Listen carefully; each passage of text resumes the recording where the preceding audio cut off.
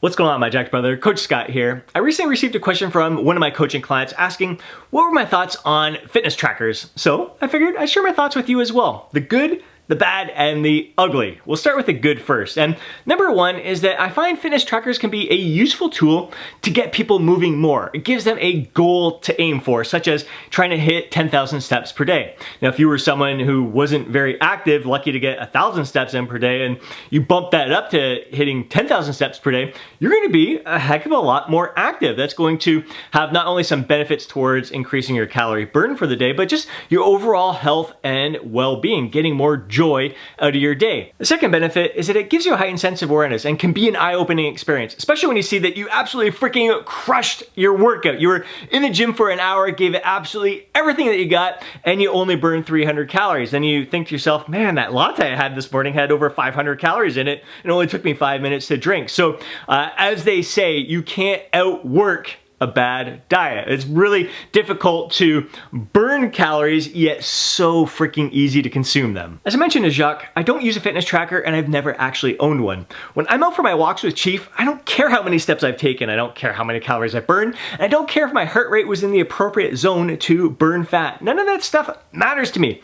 What matters most to me is that the more active I am, the better I feel, and the more joy I experience in my life, because the more active I am, it means I am living my life to the fullest, doing activities that I freaking love. I love getting out for those walks with Chief, and I don't care if I've been out there for 30 minutes or 35 minutes or an hour. I don't care if I've gone 3 kilometers or 5 kilometers or 10 kilometers. All that matters to me is that I'm out for an adventure with Chief. We are exploring our surroundings. We're present in the moment. We're moving our bodies and we are having a freaking blast. And I told Jacques that I find that these fitness trackers tend to cause more overwhelm, confusion, and even get people to overthink the whole weight loss and fat loss process here, because they'll see that they've maybe been a little bit more active today and they're wondering, well, should I bump up my calories? How should I change my intake today to kind of compensate for that? They're just overthinking it and overcomplicating the process. And he was mentioning that that's kind of how he was feeling as well. That's where his head was at. And then I mentioned that these fitness trackers tend to overestimate how many calories you're burning with certain activities. And what I have found is that because those calories are being overestimated and people are overthinking things and say, well, I burned so many calories here doing this activity, I can eat this much more, they end up eating more than they should be eating and wondering why that they aren't experiencing the weight loss that they should be experiencing when they set their calorie intake based on their activity levels and all these things. And Jacques said, that's me. That's where I'm at right now. So if you can relate to Jacques' struggles as well and what we're talking about here, please do me a favor and drop a comment down below and share your experiences with us as well. Another thing with fitness trackers is that they're likely not picking up on the little things. For example, I work at a stand-up desk all day.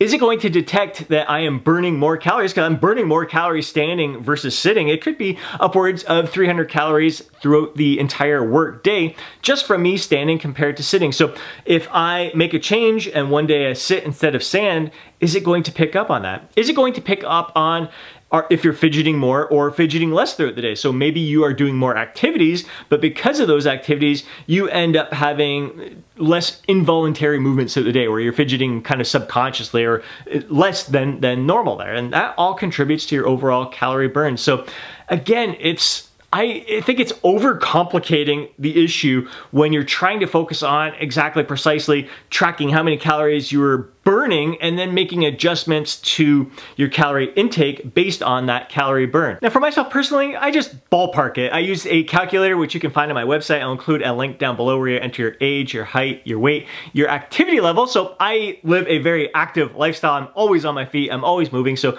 I go with the very active activity level there to calculate my total daily energy expenditure. This is just an estimate. It's more of a range than anything. I'm never burning exactly that amount of calories each and every day. It's going to be a large range. It's going to depend on many, many different factors. But it just gives me some sort of estimate to aim for. And then I track my intake and make necessary adjustments based on that. Now, here's the interesting thing. Like an app like MyFitnessPal, it goes through that exact same process. It asks you your age, your height, your weight, your activity level, and then it asks you like how many pounds per week you want to lose, and it's going to base your calorie intake on that. So it's already taken into account your activity level. Now, when you are carrying around your phone, you're moving around, you're taking more steps, it's saying, oh wow, you burned this much calories, extra calories from moving around today, you get to consume more calories because of that. And then you're like, well, wait a second, I'm no more active today than I am any other day. And in the app, you already asked me how active I am, and I plugged that in there. So the calorie intake that you already prescribed for me is based on my activity level. Why are you allowing me to eat more calories because I'm moving right now?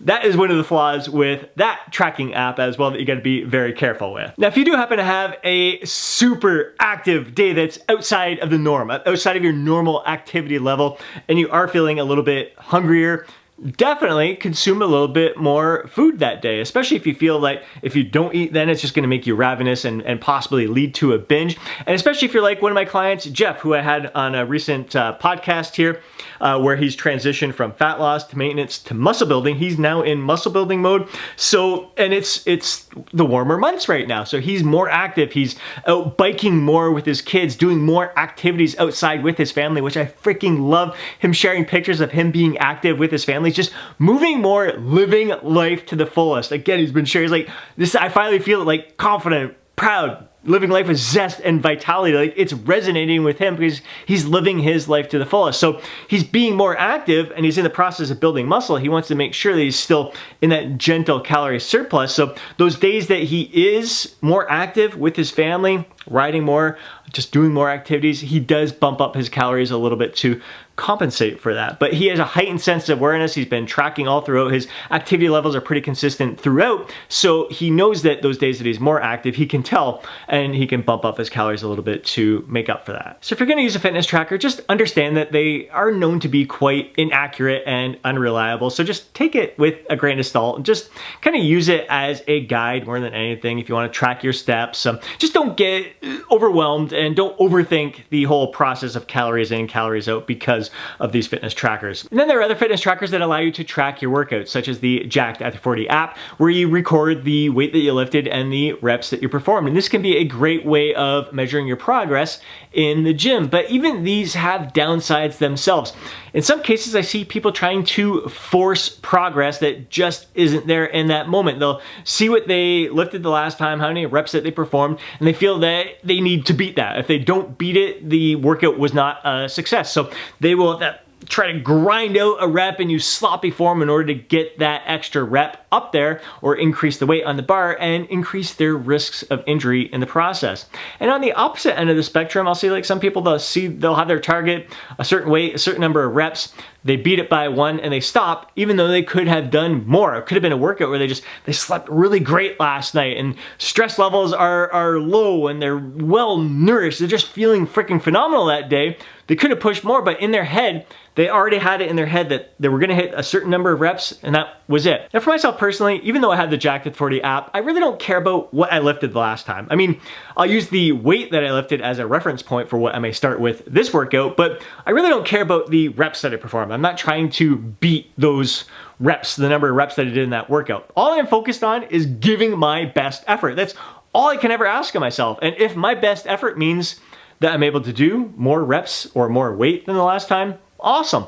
If it means my best effort means that I fell short on that, so be it. It is what it is. All I can ever ask of myself is to give the very best of myself to each and every workout. And I try not to gauge what I'm going to lift or how many reps I'm going to perform based on that previous workout. I see the target rep range that I am aiming for in this workout. I select the appropriate weight, and if I'm within that rep range, I keep the weight the same. If I exceeded it, I'll bump up the weight for the next set. If I didn't quite get there, I know I need to reduce the weight a little bit for the next set. That's all that matters to me. The progress in the gym, especially at this stage in the game, strength-wise, it's minimal. But I mean, there's days where I'll walk in there, I'm feeling it. I am amped up, full of energy, and I am just ready to freaking crush it. And I can do more. I know I'm not gonna expect to beat that the next time. Maybe I will, maybe I won't. All I know, all I'm focused on when I get into the gym, give my best effort, have fun.